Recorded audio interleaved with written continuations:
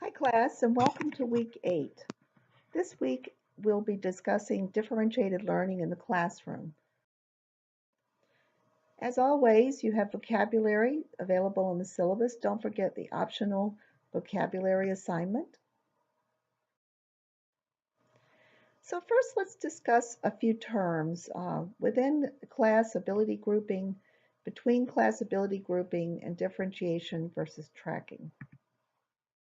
In-class ability grouping means when groups are arranged according to ability within the same classroom. Groups may be grouped by homogeneous or same ability. That word homogeneous is just another word for the same, or heterogeneous by different ability. So for example, this would be if you're teaching reading and you want to group students together that have similar reading levels. All third and fourth grade reading levels together, maybe fifth and sixth and seventh and eighth. That would be fairly homogeneous ability grouping within the class. Heterogeneous grouping might be if you are teaching the same group and you're grouping third grade readers with seventh grade readers. They're usually very flexible and fluid and they change. Between class grouping, ability grouping is a different kind of grouping. It's when groups are arranged according to ability level across classes. So this most frequently starts to happen in middle and high school. Honors classes versus on-level classes are an example of between class ability group. And these groups are usually homogeneously grouped, that is, same ability level. Differentiation means matching the given content with a student's interests, abilities, and learning styles through various instructional strategies. This differentiation is usually flexible in that it changes over time. It's not like tracking where a student goes into an honors class and stays there. And it often, not always though, takes the form of within classroom grouping. Tracking is a more permanent situation. It's generally not considered best practices today, but it still happens. It's when students are placed onto a track of courses based on their ability. And this usually utilizes between class ability grouping. So that means you'll go into a different class if you're an AP student because you're considered to have a higher ability in the subject. So this is an interesting cartoon. It looks like the teacher is really losing control of her class, and I like the caption here. Why aren't you differentiating? So as a beginning teacher, you probably think you've got your hands full with managing classroom misbehavior, focusing on content, assessing standards, testing, and so much more. And now you're probably thinking, what is this professor here talking about? Um, the need to do something different. And does that mean something different for every student? Well, happily, I'm here to reassure you that no, differentiation doesn't mean differentiating for every student. And also, happily, you can become very effective at it over time. Um, and I'm going to teach you how to take the beginning steps here today. Think about this. Think about a time when you were lost in a class and your teachers didn't know it. Or think about a time when you were so bored in a K to 12 class and your teacher didn't do anything to challenge you. If you think about it and describe the experience, you might say things like, oh, that sticks out of my mind. I was bored out of my mind. I lost track of where we were because I was reading ahead. Or maybe I didn't understand that and I was crying and I was so upset and nobody even noticed. What could the teacher have done? Well, the teacher could have met you at your learning level where you were and could have differentiated the learning for you. Why should we differentiate? Because one size does not fit all. There's a lot of research on differentiation. Differentiation, when teachers use good differentiation, there are positive learning gains in achievement test scores, both short and long term. There's improved productivity, there's more creative achievement, students develop better study habits, They socialize better. There's more cooperation in your classroom. There's an improved attitude towards school and motivation. And there are negative impacts of poorly matched tasks. In other words, asking students to do something too hard or too easy. I am going to talk briefly about gifted students. I feel like you don't get enough in your classes about these students. You get a lot about students with disabilities, which is good. But just to touch on it, I hear a number of you talk, or I read in your posts, that basically it's the gifted student's job to teach other students.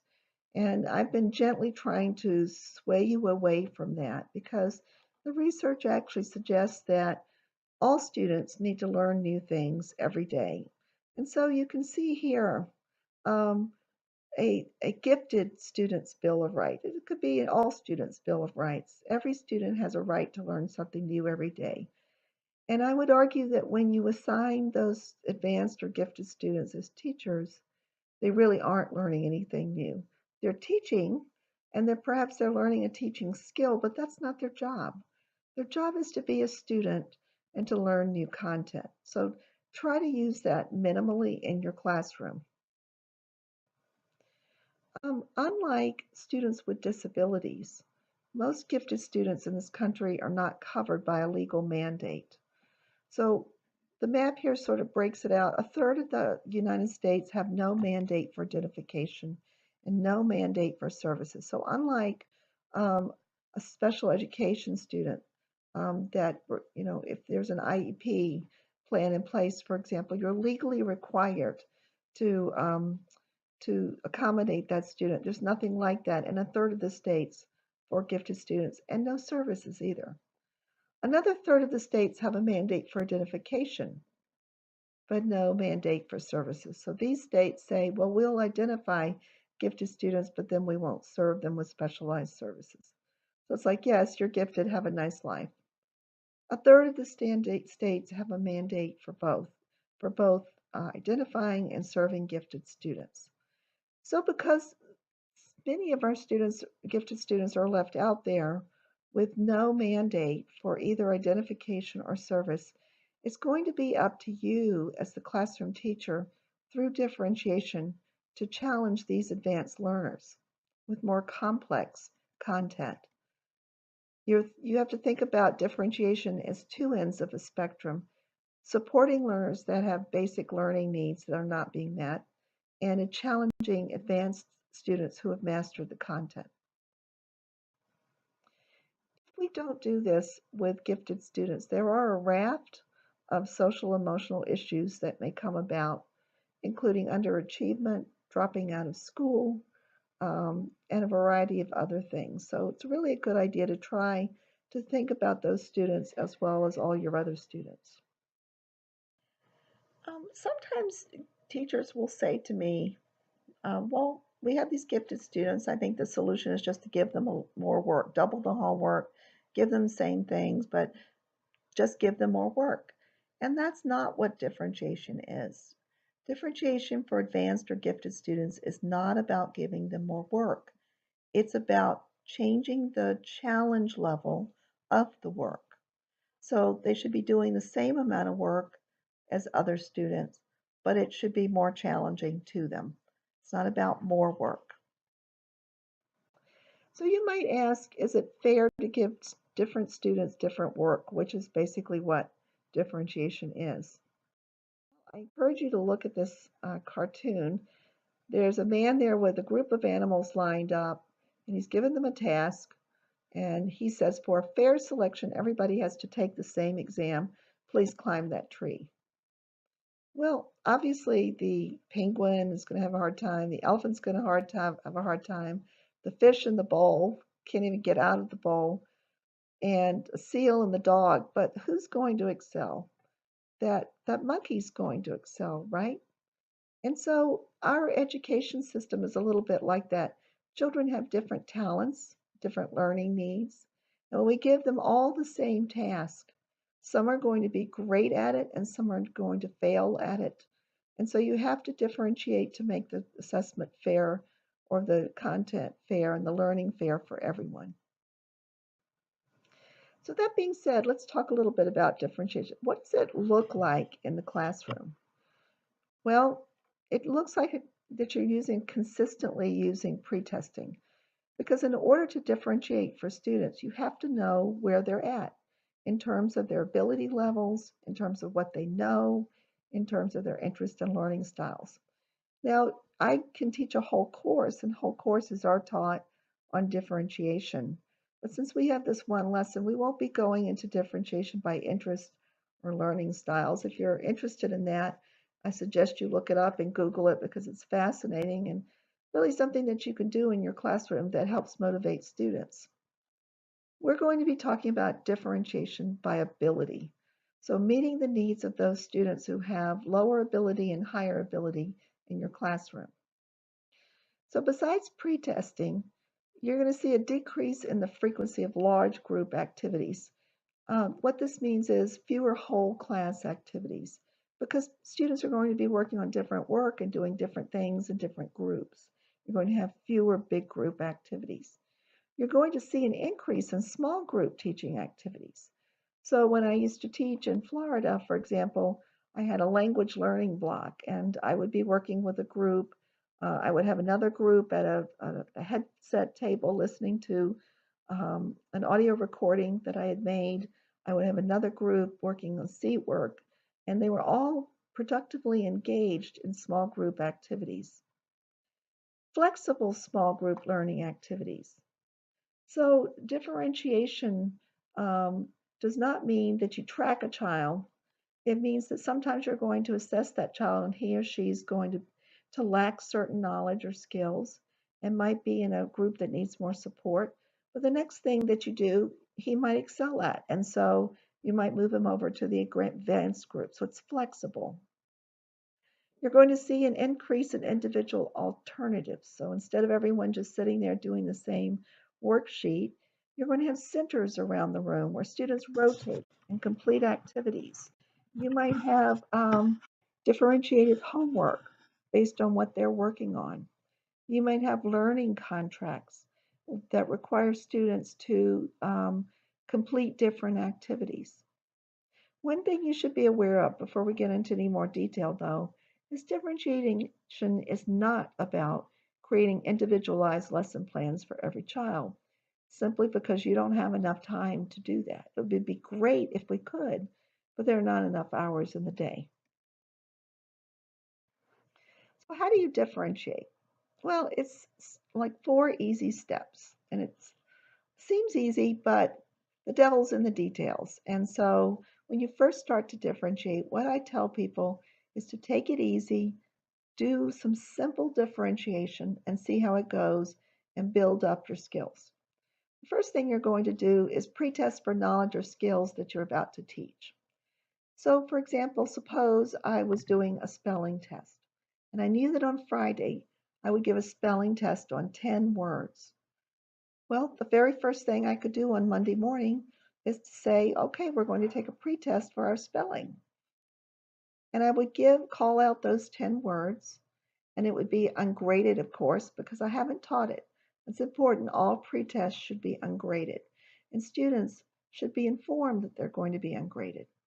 They'll be a little anxious at first, but they get over it pretty quickly once they understand it's not about the grade. Then you score the pretest and you set some type of target. So my target used to be 90%.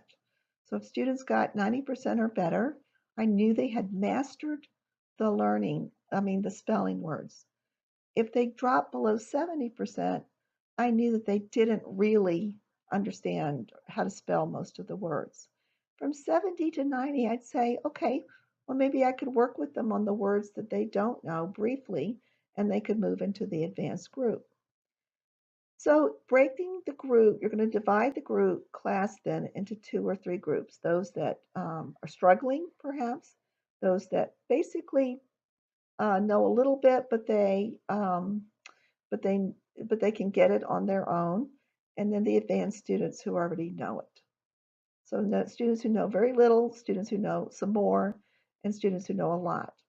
And then you're going to differentiate the lesson by content, process, or product, which we'll get into. soon, and then you're going to assess the student. That's it. So, as I said, pre-assessments or pre-tests should be conducted prior to starting any new area of study. They're connected to the learning objectives. So, for example, my spelling test, the objective was to get a 9 out of 10 on the spelling test. And they're usually done at the beginning of a unit or a theme. At times, they are also conducted prior to the day's lessons. So here are some examples of pre-assessments. In science, before beginning a unit, students will create a concept map showing what they know about an upcoming unit, such as space. In social studies, students can complete a brief multiple choice pre-assessment prior to beginning a unit on the Civil War. In language arts, students can indicate which novel they would prefer to read out of several choices. That's actually differentiation by interest. There are many different types of pre-tests. You can make up your own quizzes or questions. You can use textbook tests or quizzes. Many textbook manufacturers will make two versions of the test, for example. You can use A as a pre-test and B as a post-test. Kindergarten and preschool teachers will recognize KWL charts, what students know, what they want to know, and what they learn. And these charts can be excellent pre-assessments to help the student teachers understand what students know and what students don't know. Asking students to bring in previous projects, such as science fairs, give teachers an understanding of their ability level there. Conferences with students, concept maps, lists and surveys, many more. Exit tickets are also great types of pre-tests. So if you're planning to start a new unit the following day, as students are leaving, ask them to write for 5 minutes about the topic, collect them, and that can be the basis for your differentiated grouping. Here's our KW lists and surveys.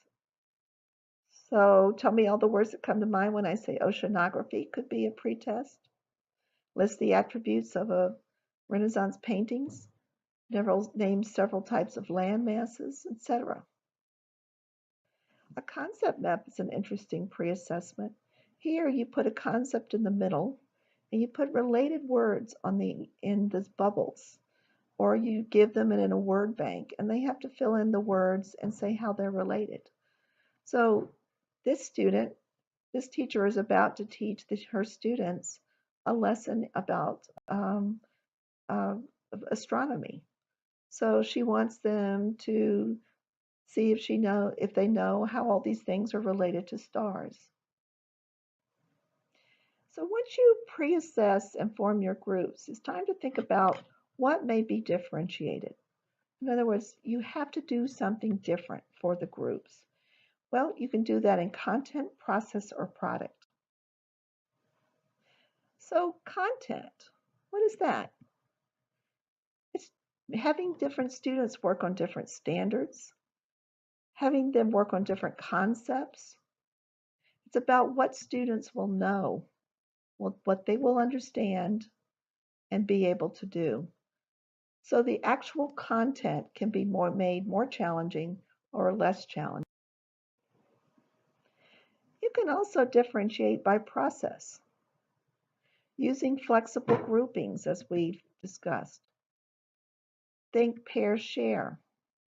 You can use simulations, learning contracts where students agree to do different activities, tiered assignments.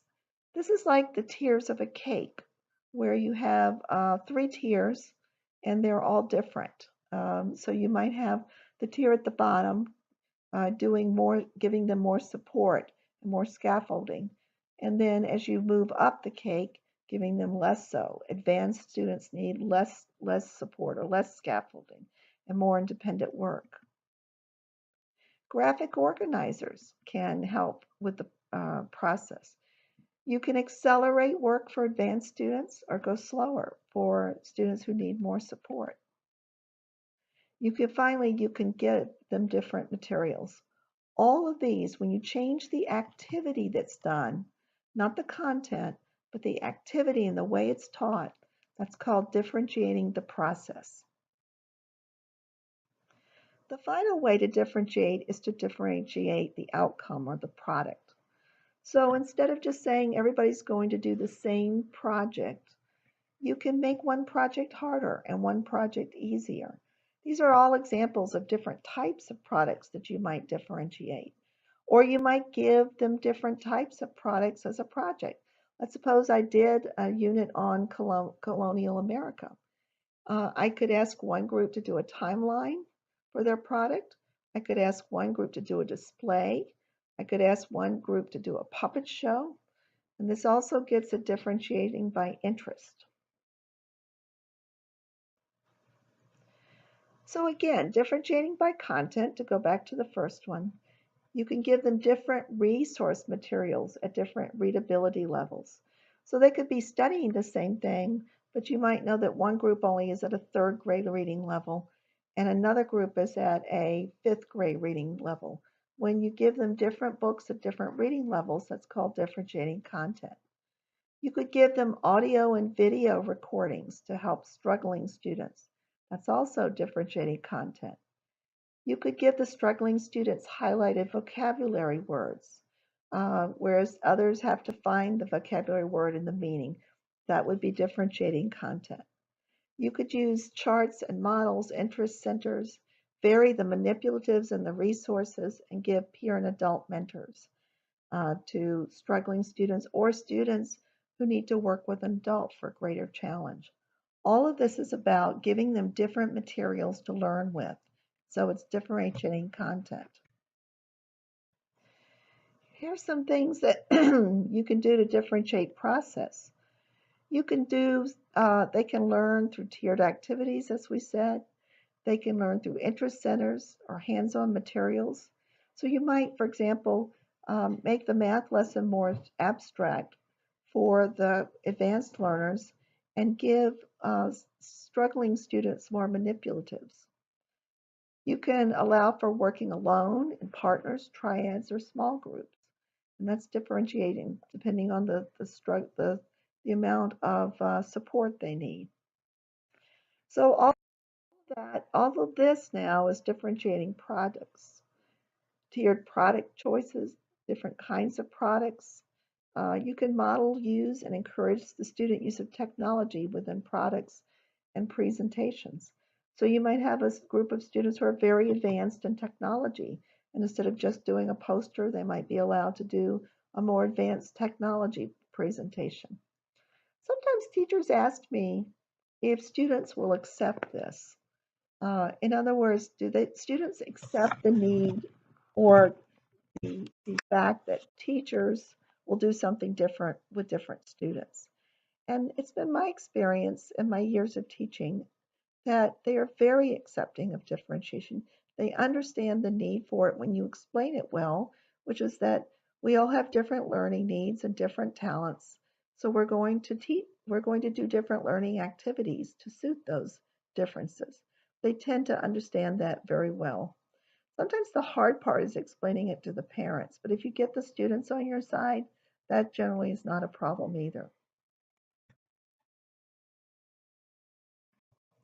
So let's try a few and see if we can figure out if these activities are differentiated by content, process, and or product, because one of your assignments this week is to do something like that.